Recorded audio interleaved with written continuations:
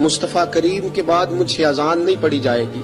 آپ نے واقعہ سن رکھا ہے کہ ایک بار صحابہ نے بلایا، دوبارہ آئے، حضور خواب میں ملے، کہا بلال تو آتا کیوں نہیں؟ بلال چھوڑ کے چلے گئے تھے، فرمایا میرا یہاں دل نہیں لگتا۔ ملک شام کے شہر حلب میں چلے گئے تھے، چھوڑ دیا تھا مدینہ منورہ، اب میری نگاہوں میں جچتا نہیں کوئی، جیسے میرے محبوب ہیں ایسا نہیں کوئی۔ حضور خواب میں ملے، آئے مدینے، حضرت بلال آخری بار، لوگوں نے کہا اذان پڑھو، کہا مجھے وہ اذان بھول ہی گئی ہے جو مجھے مصطفیٰ کریم کے زمانے میں پڑھا کرتا تھا، مجھ سے نہیں پڑھی جاتی، نہ مجھے کہو، میں کیسے پڑھوں؟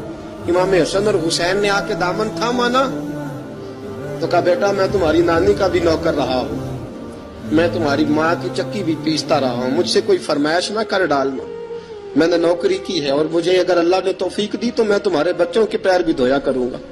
لیکن امام حسن رضی اللہ تعالیٰ عنہ نے فرمایا بلال ایک بار تو اذان سنانی پڑے گی۔ سنائی بلال نے اذان۔